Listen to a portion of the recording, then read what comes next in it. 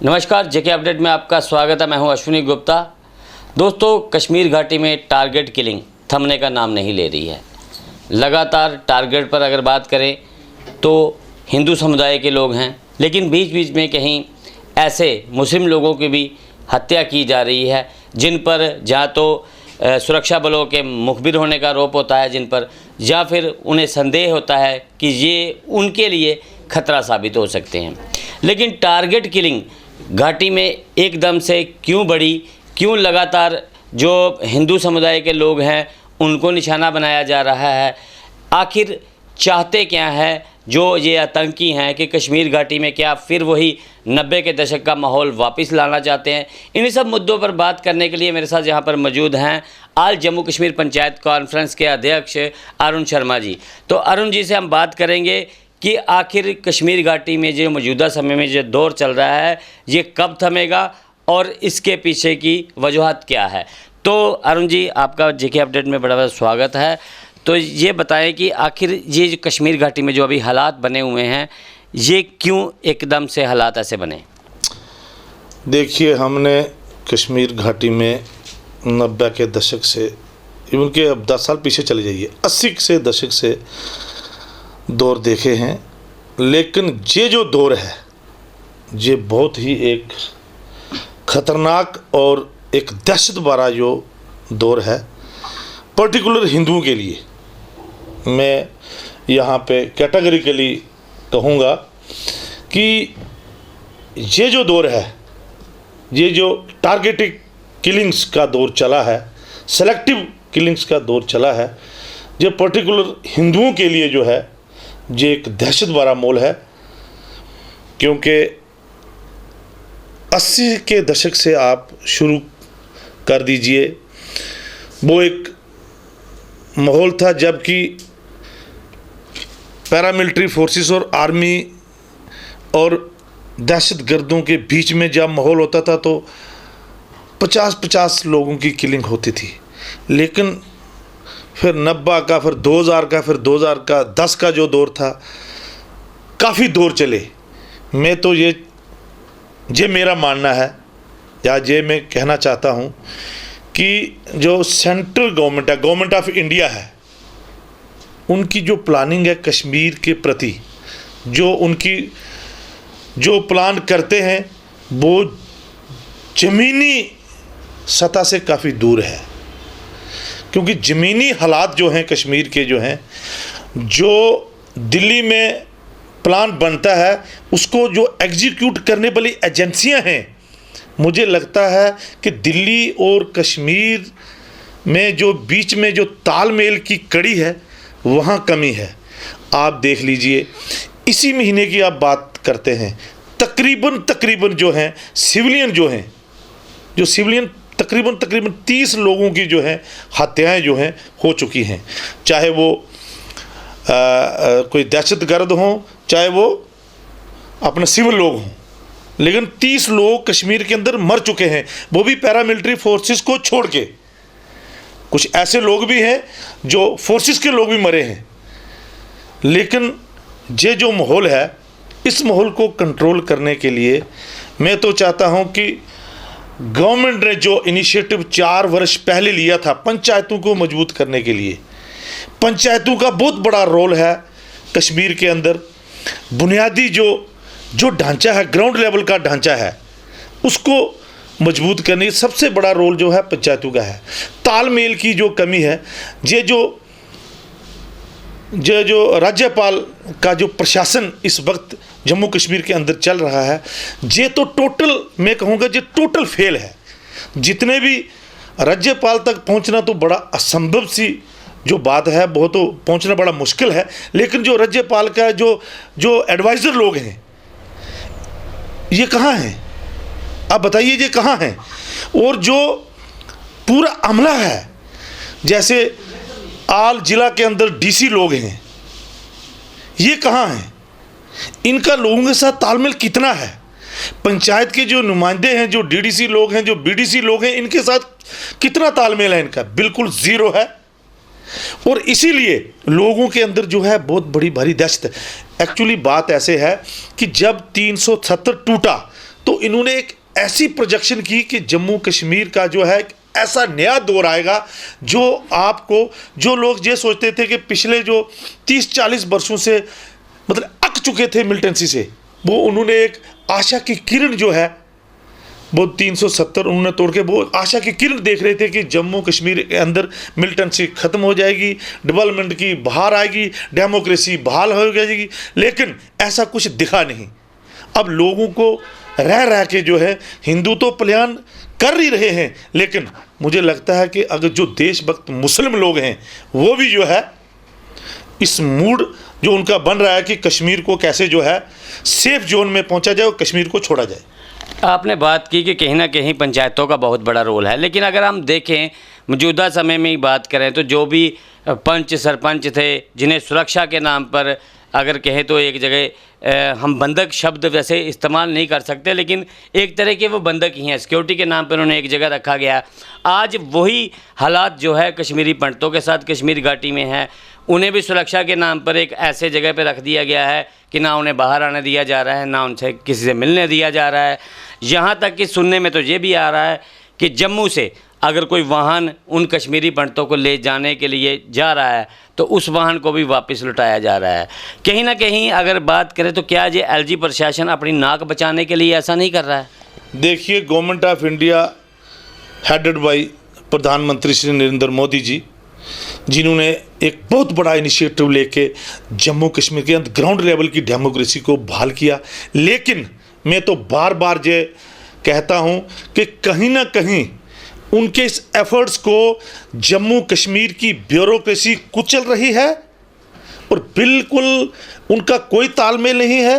अगर उनके इनिशिएटिव को अगर ग्राउंड लेवल पे बहाल करना था तो पूरी पावरें पंचायतों को देनी थी। देखिए, एक ज़िला के अंदर इतने सरपंच लोग होते हैं, तकरीबन 300-400 के करीब सरपंच हैं, तकरीबन 20 के करीब बीडीसी हैं, तकरीबन 14 के करीब डीडीसी हैं। ये सारी की सारी जो है पावर्स अगर उनको दी जाती, एडमिनिस्ट्रेशन जो है ये नहीं चाहती है, मुझे तो ये भी लगता है कि एडमिनिस्ट्रेशन ये नहीं चाहती और ब्यूरोक्रेसी भी नहीं चाहती कि जम्मू कश्मीर को शांत नहीं देखना चाहती कि जम्मू कश्मीर को अगर शांत देखेंगे। मुझे तो लगता है बहुत से प्रयोग जो हैं वो जम्मू कश्मीर के टाइम टू टाइम किए जाते हैं। ये भी एक प्रयोग था, लेकिन मुझे लगता है ये भी फेल हो चुका है, क्योंकि अगर सरपंच आपने बनाए हैं उनको आपने अगर होटलों में बंद करना है, आप पीछे देखें कि तकरीबन 3.5 वर्षों में 25 के करीब सरपंच मर चुके हैं और पंचों की तो खाता ही नहीं है, और बड़े सारे बीडीसी चेयरमैन भी मर चुके हैं। लेकिन आप अगर किलिंग्स की ये जो सिस्टम है अगर नहीं बंद करेंगे तो ऐसी डेमोक्रेसी का फ़ायदा क्या है? आप अरबों रुपये खर्च करते हैं। जब पंचायती चुनाव आपने कराए, जहाँ मानते हैं कि वहाँ कुछ ऐसी किलिंग्स नहीं हुई, जब इलेक्शन हो रहे थे आपने पूरा पहले मिलिट्री फोर्सेस का 3 टायर 4 टायर सिक्योरिटी लगाई हुई थी, नहीं हुई। लेकिन आपने उसका क्या बेनिफिट लिया? आपको बेनिफिट लेना चाहिए था। दूसरी तरफ से जितने भी पॉलिटिकल पार्टीज़ के लोग हैं, जो लोगों के साथ नेता हैं, जो लोगों के साथ सीधा वाबस्ता हैं, उनको तो आपने अंदर रखा हुआ है। या तो उनको छोड़ दीजिए। हमने फारूक अब्दुल्ला का दौर भी देखा, हमने उमर साहब का दौर भी देखा, हमने मुफ्ती साहब का दौर भी देखा, मैडम महबूबा मुफ्ती का देखा, अभी गवर्नर साहब का हम दौर भी देख रहे हैं। अगर सबसे भ्रष्ट कोई अभी सिस्टम है तो सबसे भ्रष्ट जो है, अभी आप बोलेंगे ना किसी को जी आप कितने नंबर देंगे इस प्रशासन को, 0/0। कश्मीरियों हिंदुओं को आप वहाँ फोर्सली आपने रखा हुआ है। फिर तो आप नंबर तो पूरे दे रहे हैं 0/0, जहाँ तो 10 में से 0 दो, जहाँ 100 में से 0। 100 में से 0 है।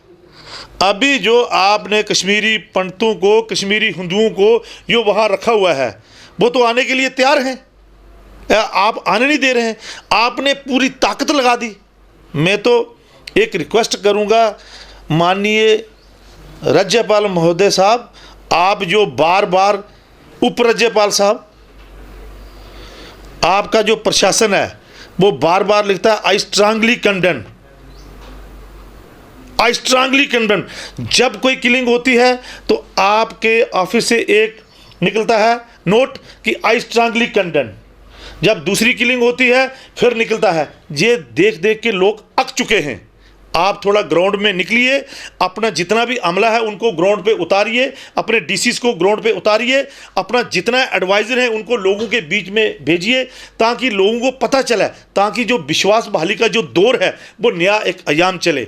मेरी एक आपके चैनल के माध्यम से माननीय प्रधानमंत्री श्री नरेंद्र मोदी साहब को और माननीय होम मिनिस्टर साहब को जो अपील है, आप आएँ, आप अपने जो हैं मंत्री लोगों को भेजें, ताकि जो लोगों का खोया हुआ जो विश्वास है उसको बहाल कैसे करना है इसके ऊपर चिंतन किया जाए। लेकिन आज जो टारगेट किलिंग की हम बात कर रहे हैं, कश्मीर घाटी में टारगेट किलिंग हो रही हैं, जो जिस प्रकार से हमने शुरुआत में ही बात की कि जो उनका टारगेट कश्मीरी पंडित हैं, जहाँ हिंदू हैं, मेन अगर टारगेट है, तो क्या कश्मीर घाटी को एक मुस्लिम घाटी बनाने की तैयारी की तरफ की जा रही है? मुझे लगता है कि यहाँ के एक सियासी नेता है, मैं नाम तो नहीं लूँगा, एकजुट उनका संगठन है, वो बार बार इस्लामिक फंडामेंटलिस्ट की बात करते हैं। तो हमें भी कहीं ना कहीं शक होता है, कहीं उनका जो एजेंडा है ये कहीं उसकी ओर इशारा तो नहीं करता।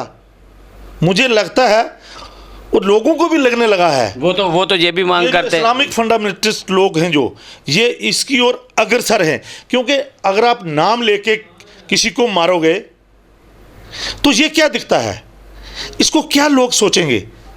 ये यही दिखता है ना कि आप जो इस्लामिक फंडामेंटलिस्ट जो हैं इसकी ओर बढ़ रहा है कश्मीर। लेकिन एक बात मैं कहना चाहता हूँ कि हिंदुस्तान के अंदर एलटीटी का दौर भी लोगों ने देखा है, पंजाब में लोगों ने मिलिटेंसी का दौर देखा है। आज एलटीटी कहाँ है आप बताइए? वो ये इसी वजह से ख़त्म हुआ है कि क्योंकि स्थानीय लोग वहाँ खड़े हुए, स्थानीय प्रशासन के नेताओं के साथ बेहतर तालमेल के कारण वहाँ मिलिटेंसी ख़त्म हुई। पंजाब के दौर आप देख लीजिए, पंजाब में मिलिटेंसी क्यों ख़त्म हुई, किसने ख़त्म की? वो स्थानीय लोग मिलिटेंसी के खिलाफ खड़े हुए, प्रशासन खड़ा हुआ, नेता लोग खड़े हुए। आज अगर कश्मीर की कमाई की हम बात करें तो सबसे बड़ा जो कमाई का ज़रिया है वहाँ टूरिज़्म है। तो कहीं ना कहीं अगर अभी भी हम मौजूदा समय में बात करें तो अभी भी वहाँ पर कुछ दिन पहले की बात करते हैं तो होटल फुल चल रहे थे, टूरिस्ट भारी संख्या में। लेकिन जिस प्रकार से टारगेट किलिंग हो रही है, टूरिस्ट वहाँ से निकलना शुरू हो चुका है, तो ऐसे में क्या स्थानीय कश्मीरियों को ये नहीं लगता है कि उनके व्यापार पे भी चोट होगी इसी से? देखिए, मुझे नहीं लगता कि, मैं इसीलिए आपको उसी तरफ इशारा कर रहा हूँ, मुझे नहीं लगता कि स्थानीय लोग की यहाँ के इन्वॉल्वमेंट है। ये पाकिस्तान स्पॉन्सर लोग हैं, कुछ लोग कश्मीर के हो सकते हैं जिनकी जमात इस्लामी जैसी सोच है, वो लोग हो सकते हैं, लेकिन जो पाकिस्तान की जो साजिश है इसको समझना पड़ेगा। वो नासूर जो हिंदुस्तान की खाते हैं, पाकिस्तान की बोली बोलते हैं, उनको एलिमिनेट करना होगा, उनको ढूंढना होगा। जब तक वो लोग यहाँ सिस्टम के अंदर मौजूद हैं तब तक आप कश्मीर में शांति करना असंभव है। जब आप जो स्थानीय लोगों के साथ एडमिनिस्ट्रेशन का बेहतर तालमेल नहीं होगा, पंचायती नुमाइंदों के साथ बेहतर तालमेल नहीं होगा, तब तक कश्मीर के अंदर मिलिटेंसी ख़त्म नहीं हो सकती। मिलिटेंसी कश्मीर के अंदर तभी ख़त्म होगी। आप हर बात को पाकिस्तान को कसूरवार ठहराएंगे। जो प्रशासन, मौजूदा प्रशासन है, वो तो एक ही बात करता है कि पाक स्पॉन्सर्ड आतंकवादियों ने इतने लोगों को मार दिया, लेकिन ऐसे नहीं काम चलेगा।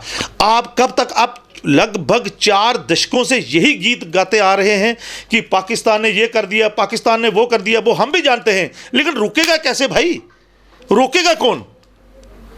आप अपने आप को जो है साफ पाक दिखने के लिए पाकिस्तान के ऊपर कसूर ठहराते हैं, वो तो है ही है, वो तो दहशतगर्द भेजता है।